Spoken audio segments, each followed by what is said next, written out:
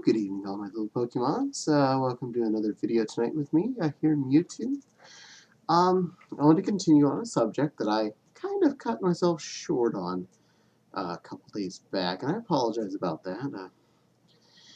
When I was recording in Bursty with the Rena suit, I realized about halfway through that speaking video that I was not getting enough oxygen, and that's why I kind of had to end real quick. With Bursty, a lot of air comes in through the mouth, and I didn't notice until I was starting to get a little lightheaded and notice I was breathing heavy that I realized my jaw was being held shut by the chest fluff as I was sitting on the chair. So, I gotta keep that in mind if I am gonna wear those two items together again. Make sure I verify I have my mouth opening. I don't want to have to die for this job. Anyway, tonight I'd like to continue on that subject that I abruptly stopped my own self on, and that is superhero and comic book movies. Now, one subject I kind of had missed and realized right at the end was Spider-Man. Oh my, that in and of itself is a black hole of movies and series of movies and other movies. So, we'll start. Actually, I brought props today.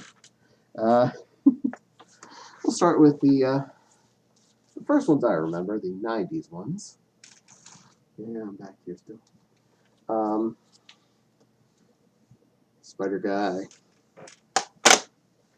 and Squid Man.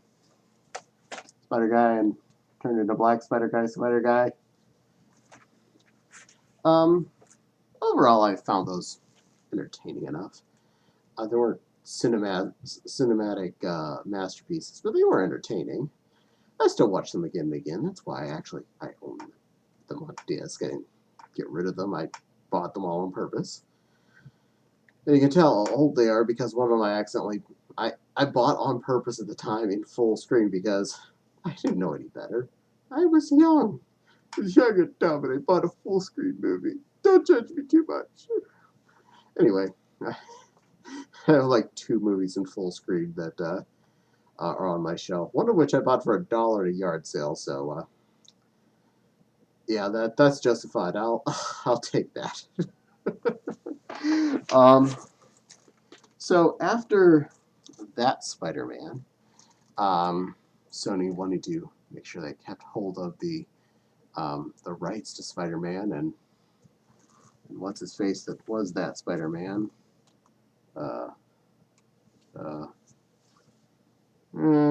Tobey Maguire. So he wasn't available, and they moved on to another Spider-Man. This was Garfield. Andrew Garfield. Read the backs, I'm showing you the fronts. Badly showing you the fronts, mind you, but showing you the fronts anyway. Wow, big fingers. So, those were Spider-Man versus nobody in particular. Oh, it was and something. I don't remember. Oh, Lizard. Lizard was in the first one of those, and this one was Shocky Guy and Goblin, and they had the Rhino show up at the end for like a minute. These ones felt very detached. I felt like we were watching episodes that were just chunked together of a TV series. Muchly with the first one, but very much so with the second one. It felt like we had a story and it ended. We had another story and it ended. And they tacked on another like 5-minute story at the very end with Rhino for no reason other than just to show him on the screen. So the first one, Tobey Maguire, I felt he did a good enough job being Spider-Man, a good enough job being Peter Parker. This kid, Garfield, I felt he was... I don't feel like he was nerd. He looked too cool as Peter Parker to be Peter Parker. He did a good job at the Spider-Man half of it, but he was too likable, too liked as Peter Parker. Peter Parker was a dork that everyone would pick on, which is why he would not want to use his superpowers to become better. He wanted to try and hide it and just let himself kept being referred to as the wimp, so that Spider-Man was not figured out. Huh. And now onto the current line. I didn't bring out the Avengers movies or anything. I just brought out the two that were specifically his. This is Tom Holland. I can't remember actors' names. Thank goodness they put them on the backs of the packages.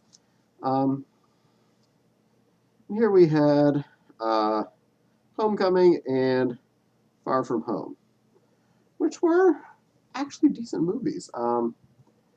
We had Spider-Man and Iron Guy kind of interacting, and they were against the Vulture, which was a well-played way to both bring Spider-Man into the Marvel Cinematic Universe, interacting with some things that had happened, basically tie the nice little knot and attach everybody together. I have no complaints about that. That was actually good. I liked how they added in other characters, interactions with other things. I like the actor Tom Holland's his portrayal of both Peter Parker and his portrayal of Spider-Man. In fact, I think out of all of them so far, he has been the best of the Spider guys. He gets the good, awkward, joking Spider-Man when he's in Spider-Man mode, and he does get the dorky role down perfect as Peter Parker. So I really liked that. The Far From Home kept up the same regime. Unfortunately, at this point in the timelines, Iron Guy hath spoiler alert. Anyone that hasn't watched any of the Avengers movies somehow by this point, this is after Iron Man's dead. This is post that, and the world's this after all of the Avengers Endgame and everything. Guess Spider Guy's back. Hey. And we have Mysterio, which now for anyone that hasn't known anything about Spider-Man before, this would have been a big mystery, a big surprisey thing. My problem here is a lot of people that were coming to watch this, including myself, had at least moderate Spider-Man knowledge. So you knew when Mysterio was on the screen, he's the bad guy. No, he's the bad guy. Don't try to pretend he's the nice guy. He's the bad guy. And ta-da, he's the bad guy. And then with a good teaser for having another one at least of these. And from what I've heard, Sony is still going to be producing another one in said Marvel Cinematic Universe zone. So awesome. I don't know if Sony's the one that makes them, or Disney makes them, or Marvel Studios somehow separate makes. Whoever the hoo-ha is making it, that was making those ones, is making another one of those ones. So, cool. And probably not going to show up on Disney Plus anytime soon unless Disney buys Sony. Get out of it, Disney. Actually, don't do that. For all I like the fact that we have a composite machine that is Disney that owns everything, it is a little dangerous having a monopoly because absolute power does corrupt absolutely, and if they have absolute power over all media, well, that's that. I still fear for some of my Fox favorite items that might just end up biting the dust, like haven't heard anything about the Alien franchise, haven't heard anything about some of that other stuff, so don't know what's going on with all the scary Fox products. Please come back. Want more Xenomorphs? Anyway, one last in the Spider-Verse, and specifically to the Spider-Verse. Now, this one, I don't have too many complaints over. I actually liked the fact that they did the multiverse thing. DC loves doing the multiverse thing, so I've been used to that for a while. But the Into the Spider-Verse is interesting. You get all the Spider-Men from different realities, including Spider-Ham, and um, you have the African American kid who is the Spider-Man of the universe they're in. I can't remember his name. Well, that just talks about other things that these people have worked on, not anything about them. And I am bad with names. Anyway, you do have the Spider Ghost, uh, Spider Gwen, in there too. And I like her a lot. She's fun. Um, the story was good. The concept was amazing. My only complaint is something that is more of an artistic design, as opposed to something that is really a nature problem.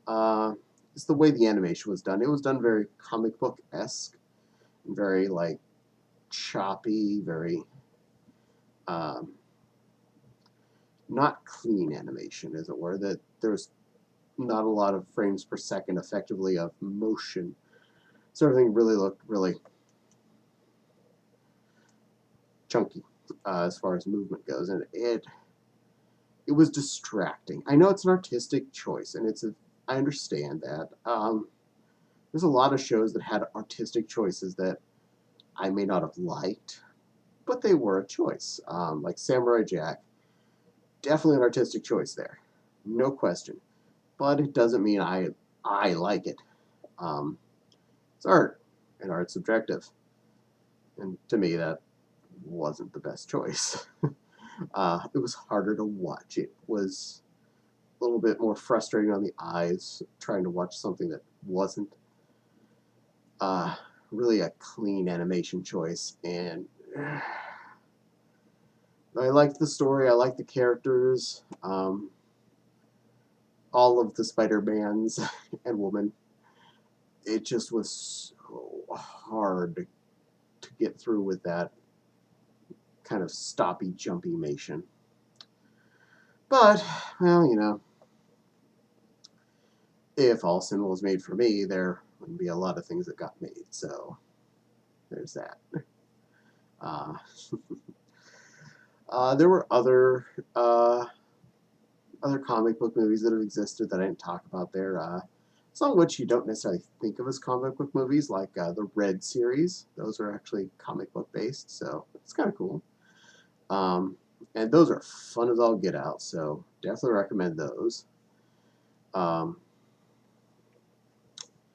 yeah, so comic book movies are fun, be entertaining, and they're good in my eye, in my world, to put on as background noise after I've seen them once or twice, just to have something going on while I'm playing a video game. Because when I'm playing a game, I don't like to be quiet in the room. It feels too empty, and a big rectangular thing right there that is then not doing anything while I'm playing on this smaller rectangular thing directly in front of me.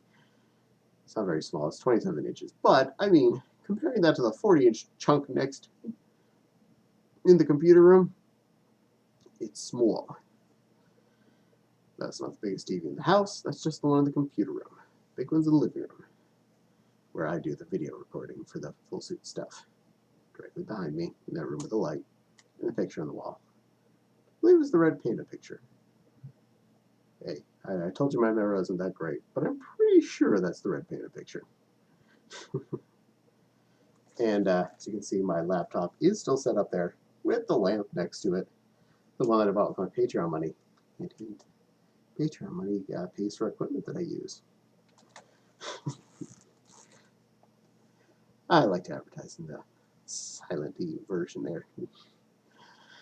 So, I guess that would conclude my thoughts on the comic book movies, for now anyway. I can get into more personal opinions on some more of these movies in later time, but that was a basic concept. And at this point, I was covering up one of the biggest gaping holes, and that being all of Spider Guy. A lot of people I know down on Spider-Man because he's been done so much, but I'd sooner down on Batman than I would on Spider-Man, because when I watch a Spider-Man movie, I'm enjoying watching Spider-Man and the villains. When I watch a Batman movie, I'm usually there more enjoying the villain than I'm enjoying the Batman, because villains usually are more entertaining. Um, it's not always the case, but from personal experience, the bad guy sells the movie, and Batman just happens to be there when it happens. Yeah, well. Uh, in the extreme converse, most of the Superman movies that I've watched, I can't remember the villains because they were so downplayed compared to Superman. It's like, oh, Superman, and oh, there's those guys over there, those people he beat up. Oh, wow, over there, those people, they fell down. Yeah, they want to get Superman, and yeah, Superman's still Superman. Oh, oh, that makes sense. Um, so yeah. Anywho, I was already wrapping up once. I'll wrap up again. uh, I recommend watching superhero and comic movies if you're into that sort of thing, and you probably already do watch them if you are into that sort of thing. So I'm not really doing much to change your mind. Just giving you some thoughts from my head about the situation. Um, I hope there continues to be more and more of them. I enjoy this kind of movie. That makes me happy. Gives me something to do, something fun to watch, and yeah, I like fun things to watch. So definitely want to thank you all for watching and listening to my babbling about today's Spider Guy mostly. Don't forget to like, comment, and subscribe. And if you feel the urge, my Patreon will be in the descriptions below, the link to it. Patreon/CatPigJr. It's just like my name after Patreon with a slash before it. Anyway, every dollar helps. It does support buying things like lighting and possibly a better microphone or better camera equipment. We'll see. Whatever finances come down, we'll work with it. Um, all proceeds do go just straight to production, unless I'm getting way too much, which don't worry, that's not a problem yet anyway. At which point I might be able to actually finance more me and possibly some more costumes and stuff and more things to work with. Um, but yeah, ring the bell, like the video, comment. Definitely comment. If I'd like to hear your opinions on some of these things, and if you actually listen to this much of it, yeah, I'm sure you have some kind of an opinion. So, yeah. Mewtwo appreciates all of your watches, and hopes you have a lovely rest of your day. Keep real, my little Pokemans.